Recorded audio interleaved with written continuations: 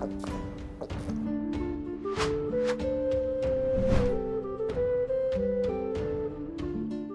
Moin, hallo und herzlich willkommen zu einem neuen Video hier auf meinem Kanal. Heute gibt es hier eine Runde Shakes and Fidget. Wenn ihr euch noch zurückerinnern könnt, vor kurzer Zeit habe ich euch mal so eine Roadmap gezeigt, die Playa Games rausgebracht hatte. Und ja, die sollte sich so ein bisschen danach richten, wie so die zukünftigen Updates ja, aussehen werden, welcher Content uns noch erwarten kann.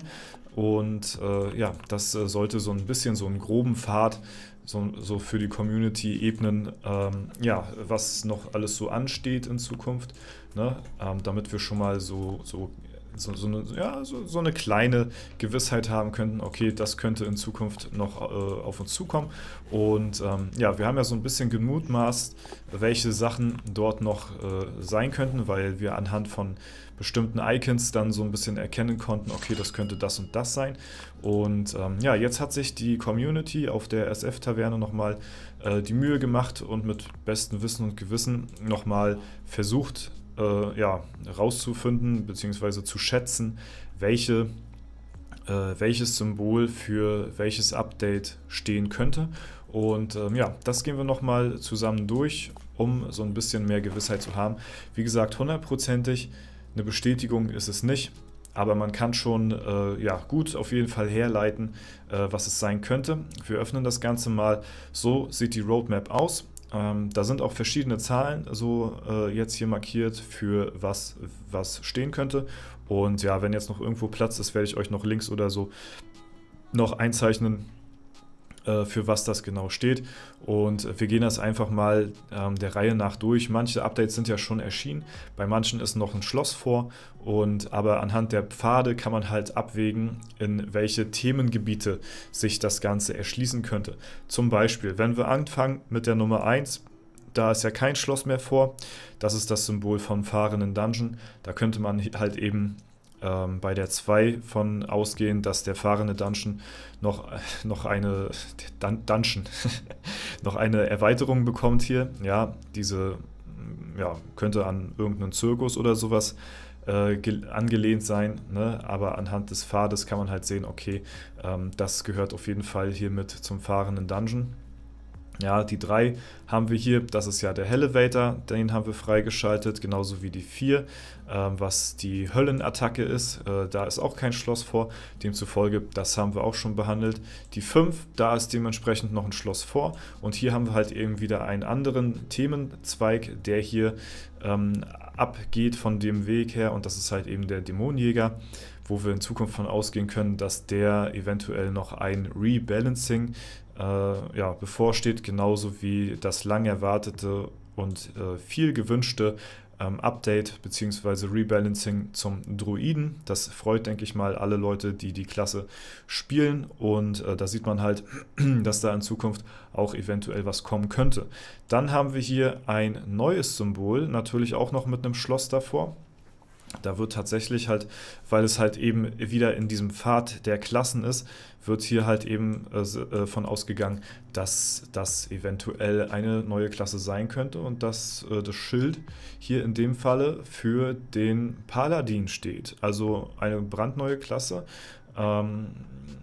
Wir sind gespannt auf jeden Fall drauf. Das ist so jetzt die Mutmaßung der Community.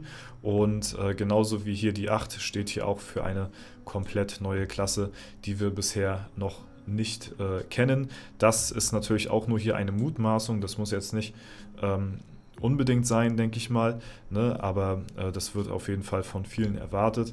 Dann haben wir hier einmal die Postfachüberarbeitung. Wir haben hier das Symbol des Schwarzmarktes auf der 10. Das sind Sachen, die haben wir bereits schon kennenlernen dürfen. Und danach geht es halt hier weiter mit der Nummer 11. Das ist die Expedition. Und hier die 12. Da haben wir hier noch ein Schloss davor. Und da geht man halt aus, dass es auch eine Erweiterung ist anhand dieses Pfades hier, weil hier halt die Expedition ist, dass das auf jeden Fall dort dann auch eben dazugehört. Ja. Dann haben wir hier einmal den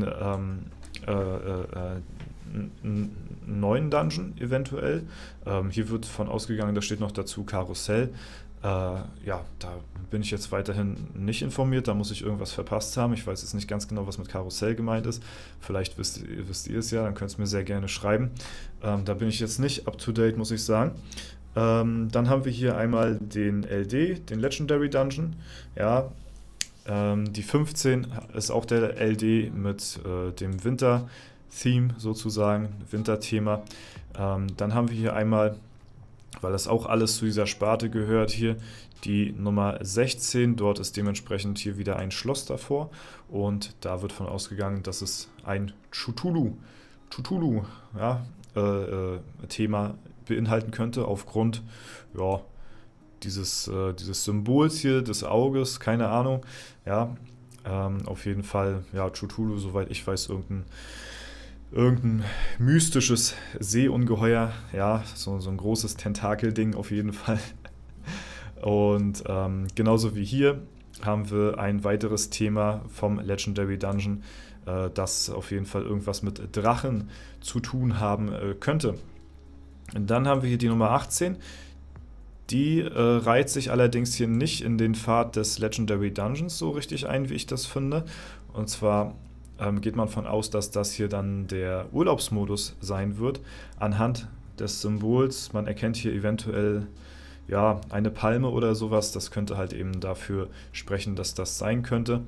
Wir haben hier die Nummer 19, was wieder zum LD gehört.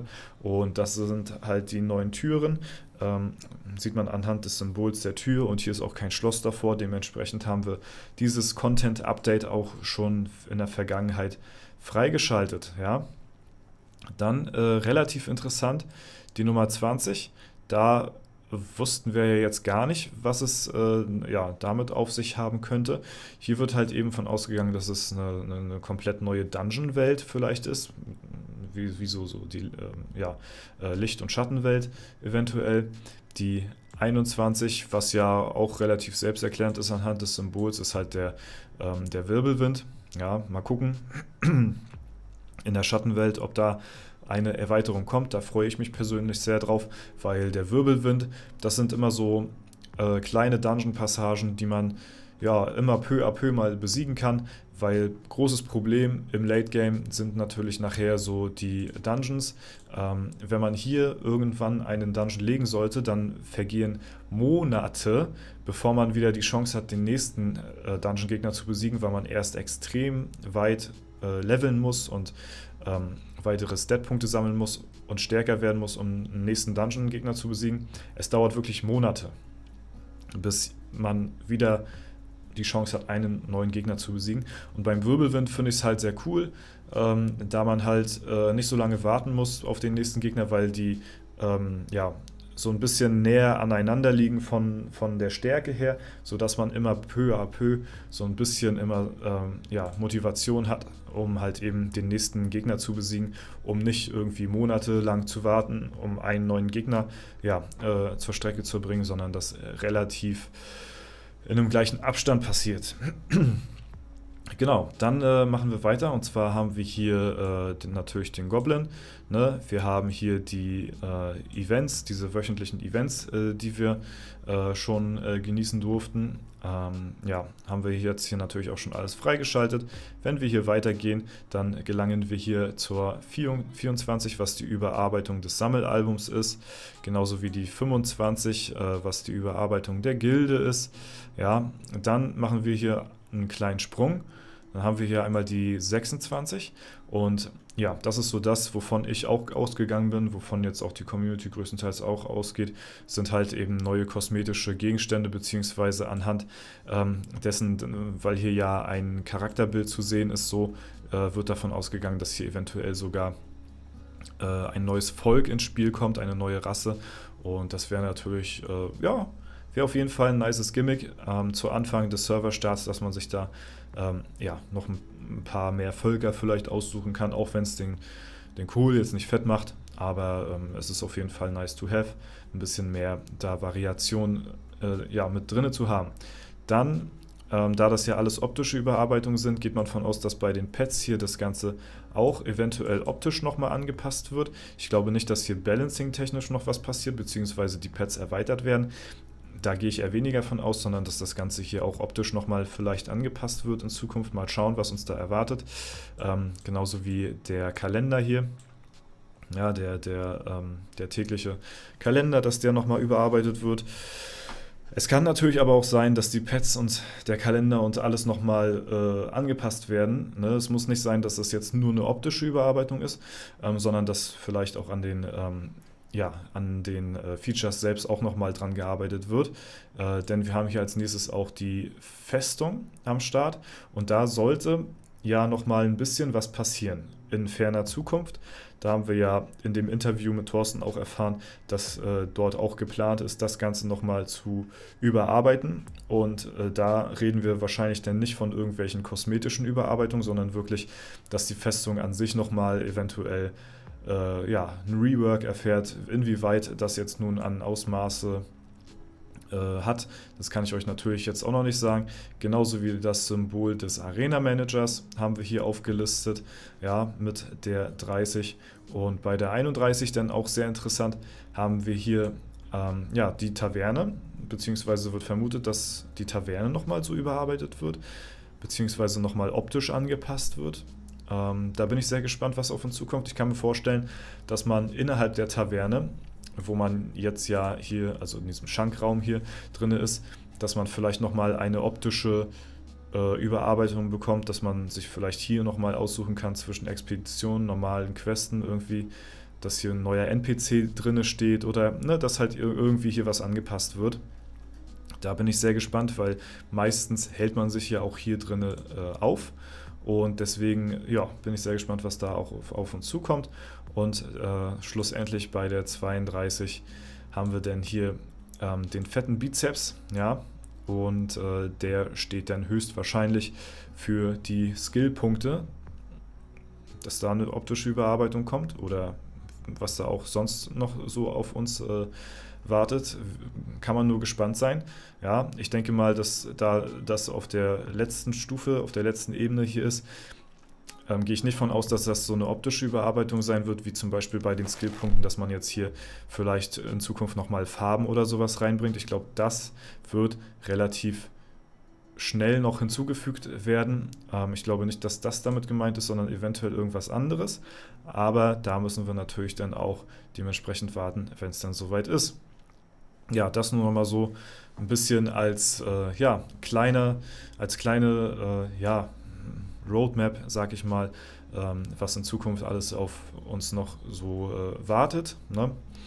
Es ist natürlich, man soll natürlich auch ein bisschen munkeln, sag ich mal, dass man ein bisschen mutmaßt mit der Community zusammen, dass man sich einen Kopf macht so ein bisschen. Ich finde, das macht auch Spaß, das so herauszufinden, was es sein könnte, als wenn man jetzt als Entwickler sagt, okay, wir stellen euch jetzt eine Roadmap zusammen und hier habt ihr von 1 bis 32 alles in Stichpunkten aufgeschrieben, was in Zukunft auf euch wartet. Das finde ich ehrlich gesagt ein bisschen öde, deswegen finde ich diese visualisierte Roadmap, was wir schon bereits haben, wo noch Schlösser vor sind, das thematisch so ein bisschen mit den Wegen zu unterteilen, finde ich persönlich eigentlich ganz nice gelöst.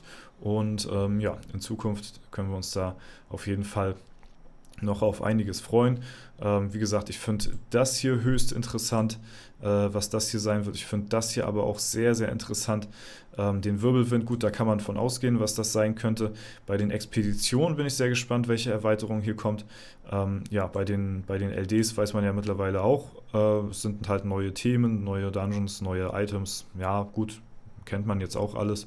Und hier vor allen Dingen auch bei den Klassen bin ich auch ziemlich gespannt, was uns hier noch in Zukunft erwartet. Genau, das sind so sehr, sehr, sehr interessante Sachen. Ansonsten, kennt man eigentlich soweit alles. Hier ist halt ein neu erfahrener Dungeon, ein neues Thema wahrscheinlich auch. Geht so, sag ich mal, sind halt neue Gegner auf jeden Fall. Ist nice to have, freut man sich auch drüber, aber die interessanten Sachen, die stechen dann doch ein bisschen mehr für mich persönlich raus. Ja, Freunde, schreibt mir auf jeden Fall mal sehr gerne eure Meinung dazu in die Kommentare, wie ihr das Ganze seht. Vielleicht habt ihr auch eine andere Ansicht der Dinge, aber ich denke mal, größtenteils werden wir schon ungefähr so das Ganze treffen, so von den Mutmaßungen her, und mal gucken, was uns dann in Zukunft weiterhin noch so erwartet.